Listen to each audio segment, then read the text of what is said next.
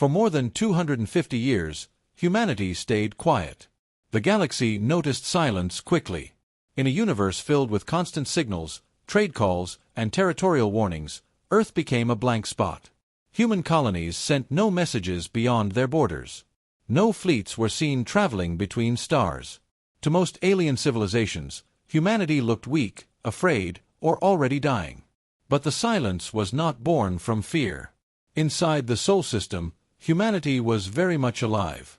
Earth had changed since first contact with the galaxy. Cities stretched farther into the skies, and some reached deep underground. Orbital stations surrounded the planet like a shield, though they were carefully masked to look like old mining platforms. Mars, once a red desert, was now home to shipyards hidden beneath artificial canyons. Council leader John Carter stood in a quiet chamber overlooking Earth. The room was simple, with no banners or signs of power. He believed loud displays invited danger. Beside him stood Lisa Morris, head of long-term planning. She watched the stars through a wide glass window, her expression calm but focused. "They still think we're gone," Lisa said softly. John nodded. "Let them." The decision to go silent had been made long ago. After humanity's first brief encounter with the galactic powers, the message was clear. The galaxy was old, crowded, and ruled by strength. Young species that expanded too fast were crushed. Peaceful ones were used. Humanity chose a third path. They waited. For generations, human leaders agreed on one rule: survive first, speak later. Explorers were recalled. Long-range beacons were shut down. Trade routes were abandoned. To the galaxy, it looked like retreat. To humanity, it was preparation. Beneath the surface of worlds, factories worked without pause. Engineers designed ships that did not rely on common alien technology. Power systems were rebuilt from the ground up. Weapons were tested in deep space, far from curious eyes. Captain Ethan Cole walked through one such facility beneath the surface of Luna. The hallway lights were dim, and the air hummed with quiet energy. Around him, massive hulls rested in dry docks. They were dark, smooth, and silent, shaped for purpose rather than beauty. Ethan had been born into the silence. His grandfather had spoken of the old days, when humanity still tried to explain itself to the stars. Those stories always ended the same way, with warnings ignored and borders violated. "Status?" Ethan asked. A technician named Claire Bennett checked her tablet. "All systems stable. Fleet readiness is at 98%. Ethan allowed himself a small smile. "Good. Let's keep it that way." Above them, far beyond human space, the galaxy continued to move. Empires rose and fell. Wars burned entire systems. No one paid attention to the quiet species at the edge. Until the attacks began. It started at the outer colonies, small human settlements built around distant stars. They were lightly defended by design. When the first alien warships arrived, there were no warnings, no demands. Only fire. On the colony world of Haven's Reach, alarms echoed through narrow streets. Families rushed for shelters as energy strikes tore through buildings. Governor Paul Adams watched the destruction from an underground command room, his hands shaking but his voice steady. "Send the signal," he said. "Sir," an aide replied. "Once we do, there's no going back." Paul looked at the screens showing burning cities. "We already crossed that line." The signal was short and simple. It carried no threat, no plea. It carried only coordinates and a single phrase agreed upon centuries earlier. "Silence is over." Back on Earth, the message arrived within seconds. John Carter closed his eyes as the alert filled the council chamber. Around him, no one spoke. They had all known this moment would come. The question had never been if the galaxy would attack, but when. Lisa Morris broke the silence. "They chose us." John opened his eyes and looked once more at the stars. "Then we answer." Deep beneath planets and moons, engines that had never been heard began to wake. Power flowed through systems untouched by time. Ships that had never flown prepared to move. Humanity had been quiet for 250 years. Now, the galaxy was about to learn why. The attack did not stop after the first world burned. Alien warships moved deeper into human space, striking small colonies and stations one by one. They did not speak. They did not offer terms. Their ships followed a clear pattern of destruction, cutting supply lines and wiping out communication hubs. On the colony world of Haven's Reach, survivors waited in underground shelters. The air was thick with dust and smoke. Power flickered as damaged systems struggled to stay online. Captain Ethan Cole stood in the command center, watching reports scroll across a cracked display. "Enemy ships are holding orbit," an officer said. "They are scanning the surface." Ethan clenched his jaw. "They are looking for resistance." There was none to show. That was the plan. Human outer colonies were never meant to fight alone. They were meant to endure. Far away, inside the Sol system, the message from Haven's Reach spread through secure channels. Alerts reached every hidden base, every buried shipyard, every deep space platform. Fleet readiness moved from preparation to action. In a silent chamber beneath Mars, Admiral Franklin Ross stood before a wide tactical display. The screen showed human territory, marked by calm blue light, and enemy movement, marked in red. The red was spreading fast. "They are moving faster than expected," said Commander Jack Miller, standing beside him. Ross nodded. "They think we are weak. That makes them careless." Jack looked at the display. "How long until we respond?" Ross turned slowly. "We already are." Across human space, small signals activated. Hidden sensors powered up. Unmanned probes slipped into enemy paths, watching and learning. Humanity did not rush to meet the attack. It studied it. On Luna, Ethan Cole received new orders. His ship, long buried beneath the surface, was now active. Crews moved through narrow corridors, checking systems that had waited decades for this moment. "We are not engaging yet," Ethan told his officers. "Our job is to observe and protect civilians." "And if they find us?" Claire Bennett asked. Ethan met her eyes. "Then we survive." Above Haven's Reach, the alien fleet launched smaller craft toward the surface. Energy beams cut through abandoned cities. They were not searching for military targets. They were sending a message. Fear. But fear did not spread as they expected. In shelters, human civilians stayed calm. Emergency teams moved with discipline. Supplies were shared. Children were comforted. Generations raised in silence had been taught one thing above all else: endure. Back on Earth, John Carter addressed the council. The room was still simple, still quiet, but the weight in the air had changed. "We have confirmed attacks on 7 colonies," he said. "No demands. No warnings." "They want us gone," Lisa Morris said. John nodded. "Yes." One council member leaned forward. "Then why are we still waiting?" Lisa answered before John could speak. "Because the first move shapes the war. If we strike in anger, we become what the galaxy expects. If we strike with purpose, we change the rules." John looked around the room. "We waited 250 years for this moment. We will not waste it." While leaders spoke, ships moved. Deep space around a dying star, a small human task group drifted in darkness. Lieutenant Amy Parker watched enemy vessels pass by on her screen. They did not see her ships. Human stealth systems bent light, heat, and energy in ways alien sensors could not read. "Hold position," Amy said quietly. Her crew waited as the alien fleet moved on toward another colony. "Mark their path," she continued. "Send the data home." This was the true first strike. Not weapons, but knowledge. Alien ships followed strict formations. Their weapons charged slowly. Their command signals traveled in clear patterns. Every detail was recorded.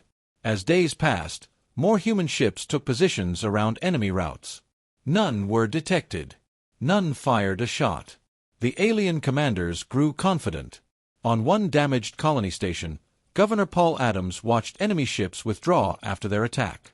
They left destruction behind, but they did not stay. "Why didn't they finish us?" an aide asked. Paul stared at the stars.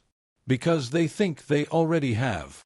Back in the Sol system, Admiral Ross reviewed the gathered data. Patterns formed across his display. "They rely on force," he said.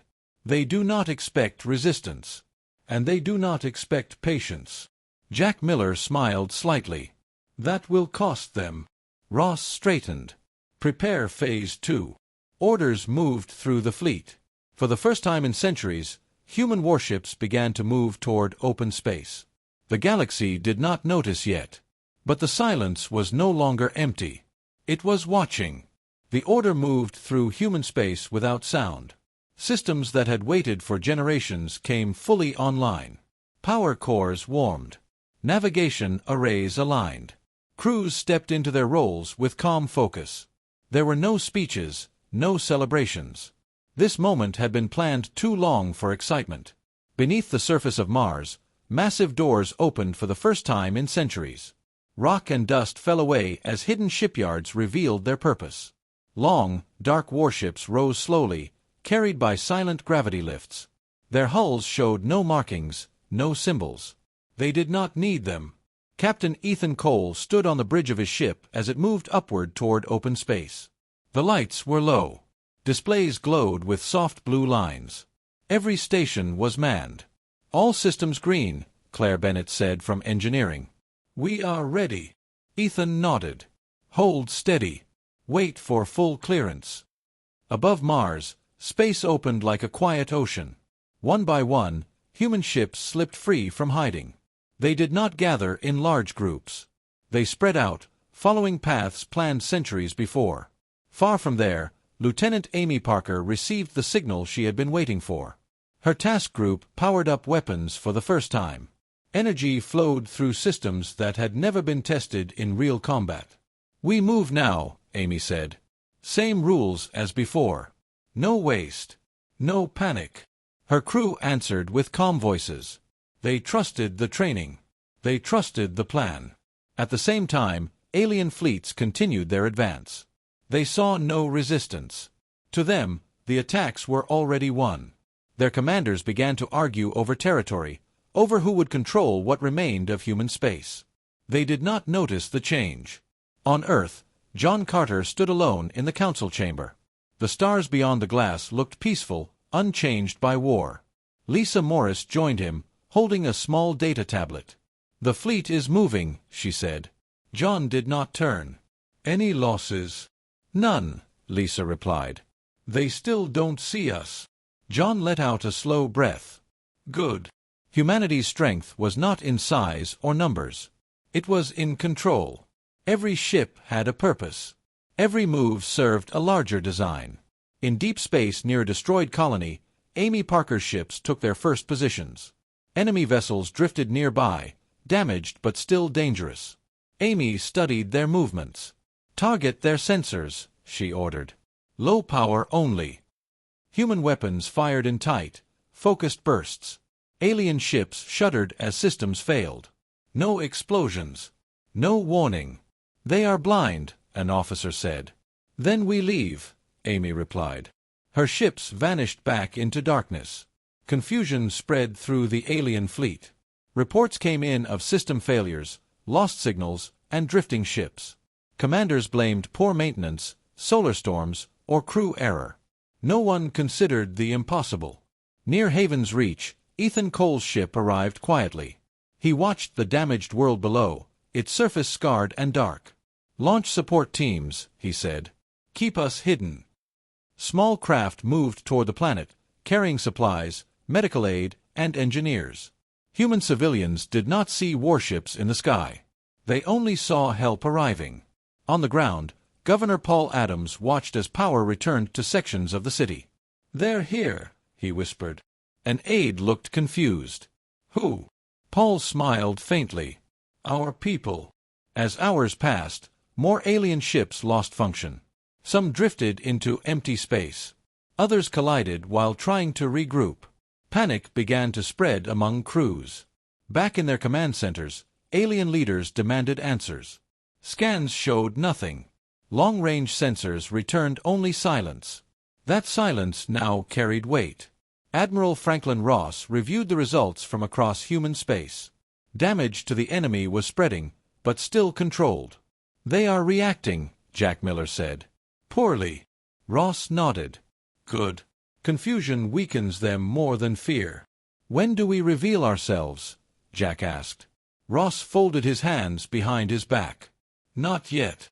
First, we take away their certainty. Human ships continued their work. They disabled supply routes. They disrupted communication relays. They isolated enemy fleets from each other, all without being seen. For the first time, alien forces began to slow their advance. Attacks became cautious. Formations tightened. Commanders ordered scans of empty space, searching for an enemy that refused to appear. Ethan Cole watched enemy ships retreat from Haven's reach. They're pulling back, Claire said. Ethan nodded. They finally feel it. Feel what? She asked. Ethan looked out at the stars. That they are no longer alone out here.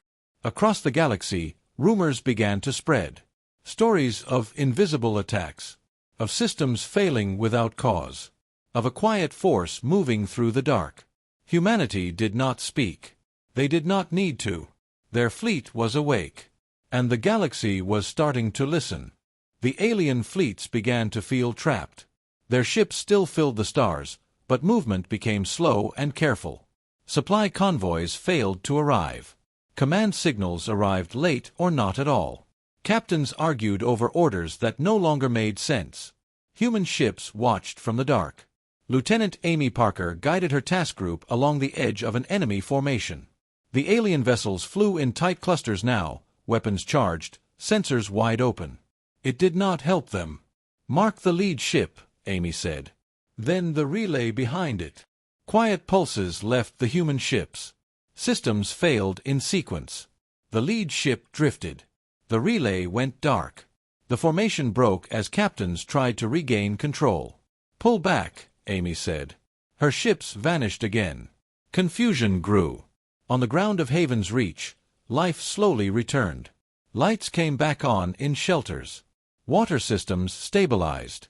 Medical teams treated the injured. Captain Ethan Cole stayed in orbit, hidden, while relief craft moved below. Claire Bennett watched the surface feeds. They're calming down, she said. People are helping each other. Ethan nodded. They were ready for this. We taught them to be. Far away, alien commanders met in heated councils. One leader slammed a clawed hand against a console. This is impossible, he said. We control this region. Another replied, then explain the failures. No one could. Back in the Sol system, Admiral Franklin Ross studied the shifting map. Blue lines spread as human control quietly expanded. Red areas stalled and fractured. They are slowing everywhere, Jack Miller said. Ross answered calmly. Because they are trying to understand us. And they can't, Jack said. Ross allowed a small smile. Not yet. Humanity had learned long ago that war was not only about weapons. It was about pressure. About removing choices until only one remained. Human ships began placing unseen barriers in space. Energy fields tuned to human systems only. Navigation traps that bent safe paths into dead ends. The galaxy had never seen such tools because no one had waited long enough to build them. Alien scouts vanished. Patrols failed to return. Fear finally appeared. On one alien cruiser, alarms rang as engines shut down without warning. The crew rushed to restore power. External attack, the captain demanded. No signs, an officer replied. Space is clear. Space was not clear. Ethan Cole received new instructions. His ship was to reveal itself, but only for a moment. Signal ready, Claire said. Ethan took a breath. Send it. For the first time in 250 years, a human military signal broadcast into open space. It was short. It carried no threats. This space is protected. Then it ended. Alien sensors finally caught something. A shape. A shadow. A ship larger and quieter than anything they had recorded. Then it was gone. Panic spread fast. Reports rushed through alien channels. Human warships existed. They were advanced. They were everywhere. But no attack followed. On Earth, John Carter watched the reaction across the galaxy. Messages flooded neutral systems. Traders spoke in fear. Smaller species began asking questions. Lisa Morris stood beside him. "They're talking about us again." John nodded. "Good. Let them talk." Human diplomats did not answer yet. Out in contested space, Amy Parker watched alien fleets pull back from human worlds. "They're retreating," an officer said. Amy shook her head. "They're repositioning. They're scared now. Fear made enemies dangerous." Alien commanders chose a new plan. They would strike at once, with everything they had. Overwhelm the quiet enemy before it could fully reveal itself. Massive fleets began to gather. Human sensors saw it all. Admiral Ross received the data and stood straight. "This is it," Jack said quietly. Ross nodded. "They want a clear fight." "Do we give it to them?" Ross looked at the map, then at the stars beyond the room. "We give them a lesson." Orders moved through the fleet. Human ships shifted positions, forming wide arcs instead of lines. Power levels increased, but weapons remained silent. Crews checked systems one last time. Ethan Cole felt the change as his ship moved into a forward position. "All hands steady," he said. "Remember the plan." Claire looked at him. "They outnumber us." Ethan answered calmly. "They always did." The alien armada advanced, confident in numbers, driven by fear and pride. They crossed an invisible line. Space itself seemed to change. Human fields activated. Enemy formations slowed as engines strained against unseen resistance. Communication links shattered. Commands failed. Then, finally, human weapons spoke. Not with noise or fire, but with precision. Ships lost power in perfect sequence. Command vessels went dark first. Escorts drifted next. The armada broke apart. Amy Parker watched the enemy fall into chaos. "Hold fire after disable," she ordered. "Let them see." They saw. For the first time, the galaxy understood. Humanity had not been silent because it was weak. It had been quiet because it was preparing. And now, the lines were drawn. The battle did not spread as the galaxy expected. Alien fleets broke apart instead of charging forward. Damaged ships drifted in silence. Commanders struggled to regain control, but every attempt failed. Their systems no longer trusted space itself. Human ships held position. They did not chase. That choice confused the enemy more than any weapon. Captain Ethan Cole watched the scattered alien vessels from his bridge. Displays showed ships without power, weapons offline, crews alive but helpless. "They're waiting," Claire Bennett said. "For us to finish it." Ethan shook his head. "We're not here for that." "Then why show them this much?" Ethan looked at the dark shapes drifting outside. "Because fear without understanding leads to chaos. Understanding leads to control." On one alien command ship, the surviving officers argued loudly. Their screens showed human ships holding perfect formation, silent and unmoving. "Why aren't they attacking?" one demanded. Another replied, "Maybe this is the attack." Panic spread faster than fire ever could. News of the defeat traveled across the galaxy. Traders carried stories of invisible weapons and fleets that struck without killing. Smaller species listened closely. Old empires grew uneasy. For the first time in centuries, galactic councils spoke one word in private: humanity. On Earth, John Carter stood before a new kind of meeting. Representatives from nearby systems had opened communication channels. They did not send demands. They sent questions. Lisa Morris watched the incoming signals. "They're afraid," she said. "But they're also curious." John nodded. "Then we answer carefully." Humanity sent its first open message to the galaxy since the silence began. It was clear and simple. "We will defend our space. We do not seek conquest. Nothing more. Nothing less." Across human-controlled regions, the message spread. Alien ships powered down weapons. Some attempted to withdraw.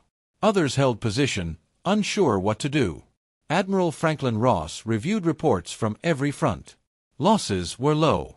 Civilian worlds were stabilizing. The enemy advance had stopped. "They're listening now," Jack Miller said. Ross replied, "They have no choice." But listening did not mean peace. Some alien leaders refused to accept what had happened. Pride and fear pushed them toward anger. They gathered remaining forces farther from human space, preparing something new. Human sensors saw it. Amy Parker's task group shadowed the movement from a distance. Her crew watched as enemy fleets regrouped, larger and more careful than before. "They're learning," an officer said. Amy nodded. "Good. That means they'll make mistakes slower." On liberated colonies, people began rebuilding openly. Shelters opened. Ships landed with supplies. Human flags were not raised. Instead, communities worked together, focused on survival. Governor Paul Adams walked through a repaired street on Haven's Reach. Children played between damaged buildings. The sky was clear. "We're still here," he said quietly. An aide smiled. "Because they didn't give up on us." Paul looked upward. "They never planned to." In deep space, some alien captains made a different choice. They sent small signals toward human ships. Not threats. Not orders. Questions. Ethan Cole received one such signal. He studied it in silence. "It's a request," Claire said. "They want to talk." Ethan did not answer right away. "Log it. Forward it to command." Humanity did not rush into diplomacy any faster than it rushed into war. On Earth, the Council debated late into the night. John Carter listened more than he spoke. When the room finally grew quiet, he stood. "They attacked us because they believed silence meant weakness," he said. "We showed them otherwise. Now they want to understand the strength they woke up." Lisa crossed her arms. "And if we speak too loudly? Then we become the thing they feared," John replied. The decision was careful and slow. Human fleets remained deployed, visible now but calm. They assisted neutral systems threatened by the same coalition. They protected trade routes without claiming them. The galaxy watched every move. Alien soldiers whispered stories of human restraint. Commanders warned each other not to provoke them. Myths formed around the quiet fleets that never fired first. But in the dark spaces beyond known routes, enemy leaders planned revenge. They searched for weaknesses. They studied human patterns. Admiral Ross knew this. "The war isn't over," Jack said. Ross agreed. "No, but the shape of it has changed." Humanity had stepped onto the galactic stage again. Not as conquerors. Not as victims. But as something far more dangerous to old powers. A patient force that had waited centuries to be heard. And now, the galaxy was listening. The galaxy did not settle into peace.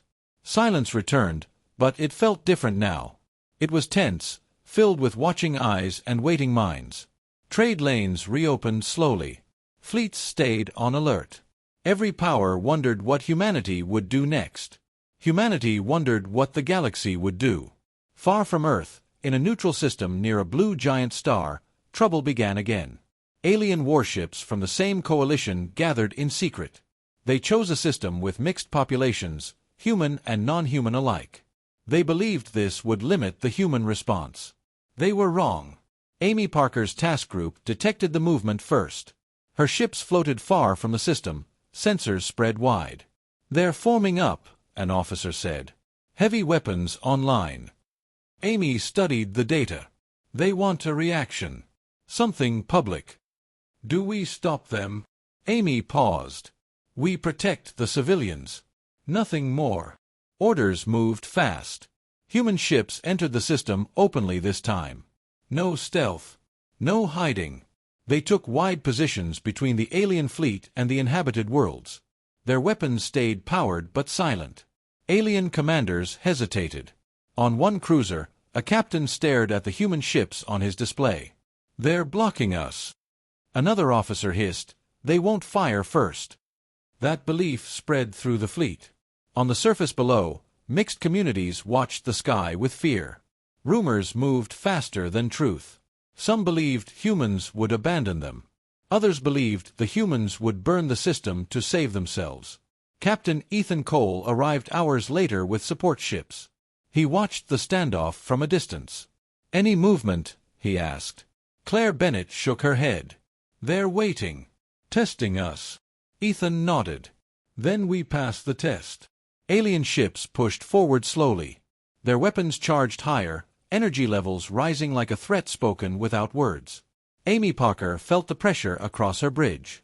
"Hold formation," she said calmly. "Do not lock targets." Some of her crew shifted nervously. "If they fire—" "They won't," Amy said. "Not yet." Minutes stretched. Then an alien destroyer surged ahead and fired a warning shot into empty space. The blast lit the system like a small star. On the surface, people screamed and ran for cover. Human ships did not move. Another shot followed, closer this time. Ethan Cole watched the data spike. "They're pushing." "Permission to respond?" Claire asked. Ethan took a breath. "Defensive measures only." Human ships activated shields across the system. Energy fields spread like invisible walls around population centers. The next alien shot struck a shield and vanished. Confusion rippled through the alien fleet. "They blocked it," an officer shouted. "Then fire again," the captain ordered. Before the order could spread, human systems acted. One alien ship lost power. Then another. No explosions. No debris. Just silence. Amy Parker watched the pattern unfold. Disable command vessels only. Human weapons pulsed with perfect timing. Alien fleet coordination collapsed within seconds. Ethan Cole's ship moved closer, still not firing. "Broadcast the message," he said. The signal went out, clear and calm. "Stand down. This system is under human protection." Alien ships drifted, powerless. On the surface, people watched the sky change from chaos to stillness. No fire fell. No cities burned. For the first time, non-human civilians cheered for human ships. News spread fast. Across the galaxy, leaders took note. Humanity had not only defended itself. It had defended others, at risk to itself. On Earth, John Carter read the reports in silence. Lisa Morris stood beside him. "They forced our hand," she said. John nodded. "And we answered without becoming monsters." "Some will hate us for that," Lisa added. John gave a small smile. "They already did." Alien councils reacted with anger and fear. Some demanded retaliation. Others urged caution. Human diplomats finally spoke, but only to a few. Their words were simple. "We will protect our people. We will protect those who stand with us. We will not strike without cause." That message changed everything. Small powers began asking for protection agreements. Trade groups rerouted paths through human space. Even old enemies paused their plans. But in the shadows, the coalition leaders met again. Humiliation burned deep. They could not defeat humanity head-on. So they searched for another way. Admiral Franklin Ross reviewed intelligence late into the cycle. "They'll try something indirect," Jack Miller said. Ross agreed. "They always do." Human fleets adjusted positions, expanding coverage instead of tightening it. They prepared for sabotage, deception, and long games. Ethan Cole looked out at the stars as his ship held position over the protected system. "They're watching us now," Claire said. Ethan nodded. "Good. Let them see who we are." Far away, alien leaders whispered a new truth among themselves. Humans were not just strong. They were steady, and that made them hard to break. The galaxy adjusted to humanity's presence, but uneasily. Trade resumed along new routes. Patrols moved slower and spoke less. Every major power studied human behavior, trying to find patterns, trying to find limits. Humanity showed few. Human fleets remained calm and visible. They did not expand fast. They did not claim territory beyond what they protected. This confused older empires that were used to clear ambition. Admiral Franklin Ross understood this confusion well.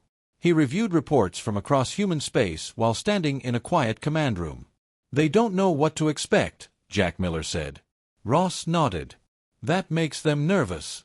Nervous leaders make mistakes." Those mistakes began quietly. Alien agents tried to slip into human systems. Some posed as traitors, others as refugees. Human security teams detected them without drama. Arrests were clean. Suspects were treated fairly, questioned, and returned or held without public display. Rumors spread anyway. Some alien worlds claimed humans were controlling markets. Others said humans were building secret weapons again. None of it was proven, but fear did not need proof.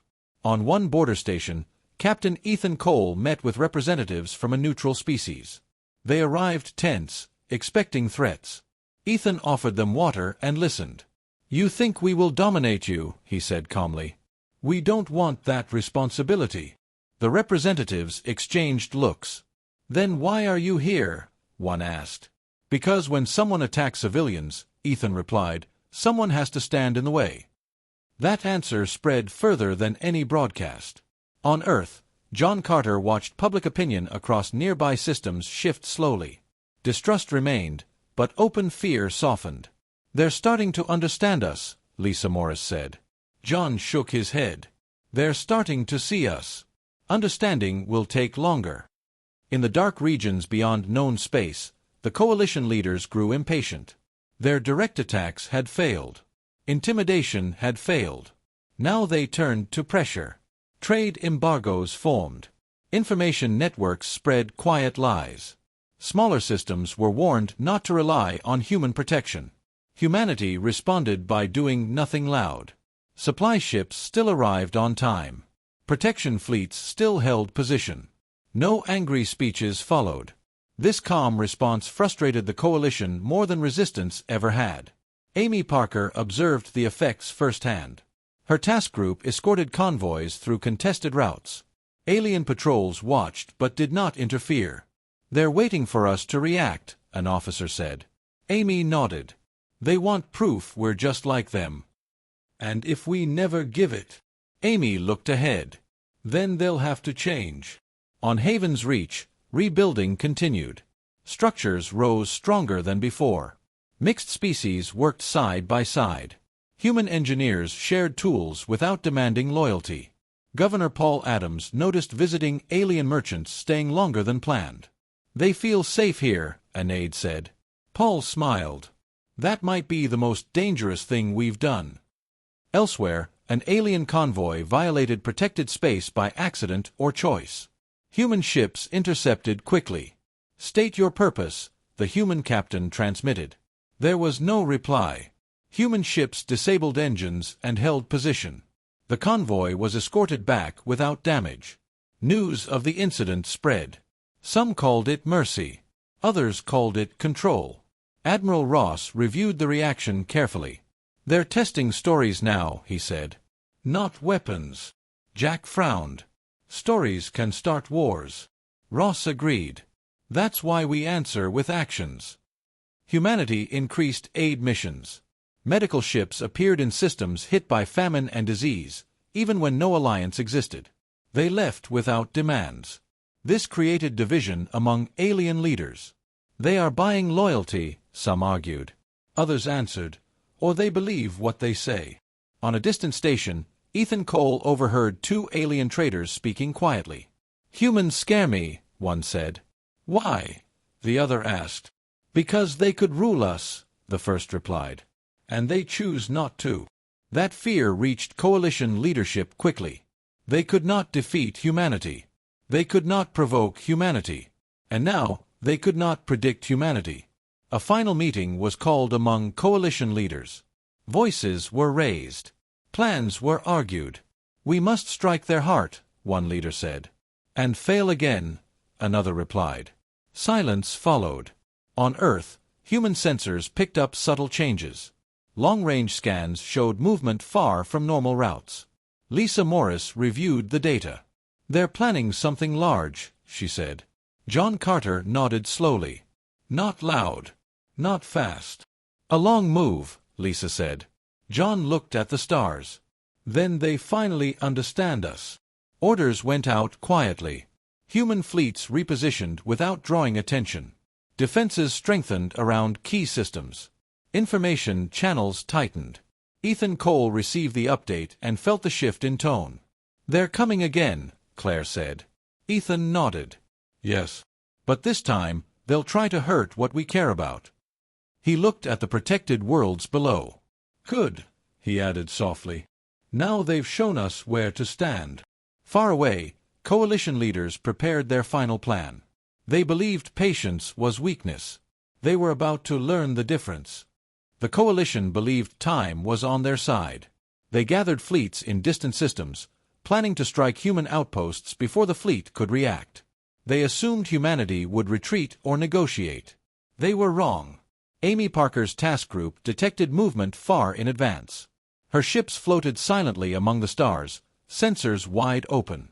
"They're moving toward neutral worlds," an officer said. "Allies and civilians included." Amy's eyes narrowed. "Then we intercept. Protect everyone. Do not strike unless absolutely necessary." Messages went out quickly. Human fleets began to mobilize quietly, slipping through hidden corridors of space. They avoided detection by old trade routes and empty systems. The coalition thought they were alone. On Earth, John Carter studied intelligence with Lisa Morris. Reports showed the coalition fleet moving toward vulnerable systems. Civilians were at risk. "They assume fear will work," Lisa said. "They are wrong." John nodded. "Prepare defensive and relief missions." Fleets move to positions but maintain calm. The galaxy is watching. Captain Ethan Cole's ship received new orders. He watched the convoy of alien and human refugees moving slowly through space. Medical teams, food, and fuel ships followed behind, unarmed but protected. "They will try to cut them off," Claire Bennett said. Ethan's hand rested on the rail. "Then we make sure they don't." Human ships moved between the convoy and enemy forces. Shields powered up, but weapons remained dormant. The fleet created invisible walls, guiding the refugees safely through dangerous sectors. The coalition grew frustrated. Their attacks hit nothing. Human ships always appeared at the right place, in the right way, without exposing their main fleet.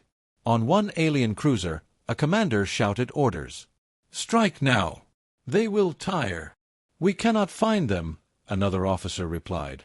"They are everywhere and nowhere." "Then wait for them to fail," the first said. The waiting did not work. Humanity's movements were precise and calm. Fleets appeared to protect, not attack. Every choice forced the coalition into caution, breaking their momentum. Amy Parker observed the coalition slowing down. "They're reacting, not acting," she said. "Exactly as planned." On Haven's Reach, civilians watched from repaired shelters. Ships moved above silently, always visible enough to comfort but never threatening. Children waved as the fleet passed, unaware of the danger that had hovered near. "They trust us," Ethan said quietly to Claire. Claire nodded. "And that trust is stronger than their weapons." Far away, coalition leaders realized they were losing initiative. They had power, numbers, and speed, but humanity controlled the situation without firing a single offensive shot. "They are not fighting us," one leader said, frustrated. "They are winning anyway," another replied. On Earth, John Carter sent messages to neutral systems explaining human intent. Help would arrive if needed, and no system would be left unprotected. "They see what we do," Lisa Morris said. "And they cannot attack without consequences." Human engineers worked across protected systems, setting up communications, energy, and life support for communities that had never had strong defense. The coalition tried again, sending a small strike team to intercept a convoy. Human ships intercepted them before they reached civilians. They disabled engines and forced the attackers back without casualties. "Mercy is a weapon too," Ethan said. Everywhere, the pattern repeated. Coalition movements were blocked, lives saved, supplies delivered. The galaxy began to notice. Some smaller species began requesting human protection. Traders and explorers began following safe paths through human-controlled space. Even enemies hesitated before acting. Admiral Franklin Ross reviewed the growing list of successful missions. "They are learning," Jack Miller said. "Yes," Ross replied. "They are learning that power is not only weapons. It is patience, timing, and the right choice at the right moment." Human fleets continued moving, always careful, always precise. The galaxy began to call it a new kind of war. Not one of fire and conquest, but of control and protection. Ethan Cole watched the last enemy patrol retreat. "They are beaten without knowing it," he said. Claire smiled. "They will remember this for a long time." John Carter looked at reports coming from the systems under protection. Infrastructure repaired. Refugees safe. Lives preserved. "The tide has turned," Lisa said. John nodded slowly. "Not because we destroyed them, but because we chose to stand steady while they made mistakes. That is the difference." Far away, coalition leaders began whispering of caution. Pride and anger battled with fear. Humanity had not struck first. They had not been loud. They had simply shown the galaxy that patience and care could be stronger than reckless attack. And now, the galaxy was beginning to learn that lesson. The coalition decided to risk everything. They gathered a massive fleet and aimed straight for Earth. Their leaders believed that if they destroyed the human homeworld, humanity would fall. They did not realize what they had awakened. Human sensors detected the fleet days before it arrived. Reports came to John Carter, Lisa Morris, and Admiral Franklin Ross. Every detail was analyzed. Every possible path was mapped. "This is it," Jack Miller said quietly. "Yes," Ross replied. "We've waited for this moment." Far beneath Earth, human warships moved into position. No one panicked. Crews followed the plan without hesitation. Every weapon, every shield, every system was ready. Captain Ethan Cole watched from orbit as alien ships approached. "They think they will win," he said. Claire Bennett shook her head. "They have no idea." The coalition fleet crossed the human border. Their numbers were greater than any seen before. Missiles launched. Energy beams lit the dark space. Human ships held position. Shields flared to absorb initial hits. Power flowed through every system. "Hold formation," Amy Parker said. "Do not fire yet." Alien commanders were confused. Their attacks did damage, but it was small, controlled, compared to the size of the fleet. Human ships remained intact. Then Admiral Ross gave the order. "Activate everything. Defensive and offensive. Precision only." Human weapons fired with perfect timing. Enemy cruisers lost engines. Battleships drifted powerless. Energy fields collapsed systems without exploding. The alien fleet could not regroup. Communication failed. Panic spread. Ethan Cole's ship moved forward, marking targets. "Focus on command vessels first," he said. Ships lost power in sequence. Their formations broke. The coalition realized too late that numbers meant nothing against strategy and preparation. On Earth, civilians watched from underground shelters.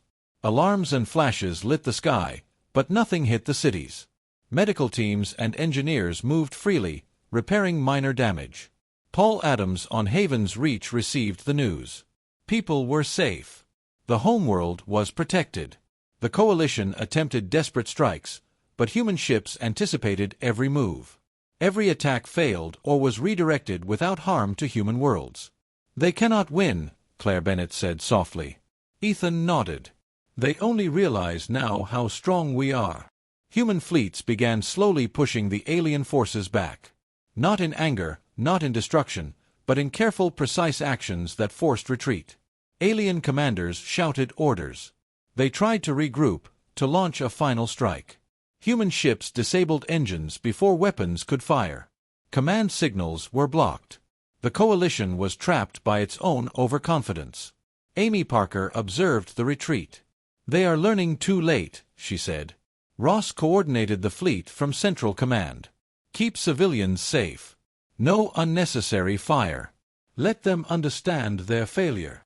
John Carter addressed the council. "They chose war.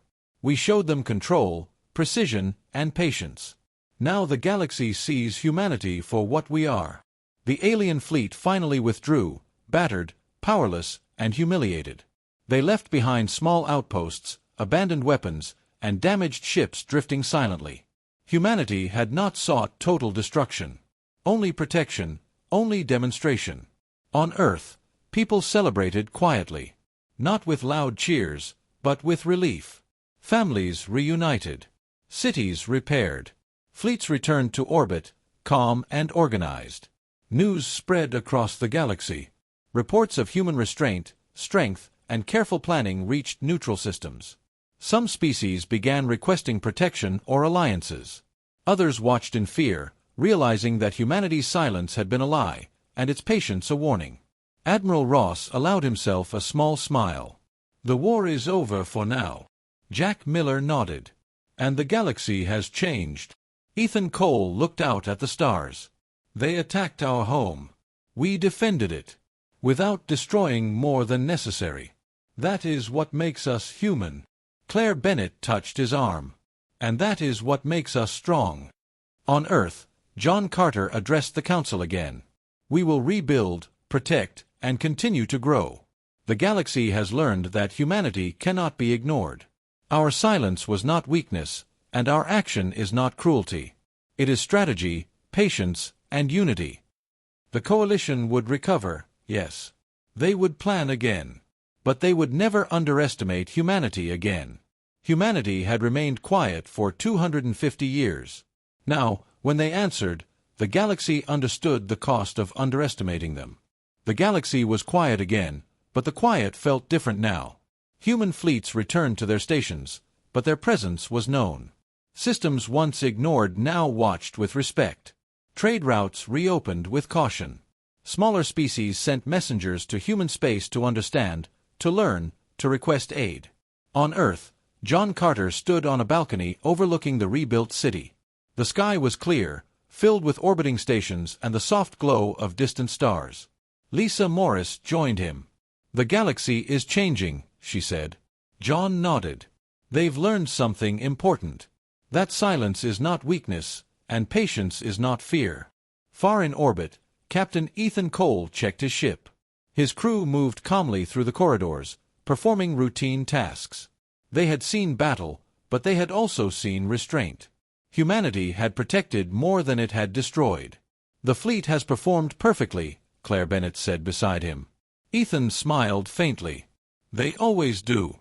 We are ready for anything, but we choose to protect first.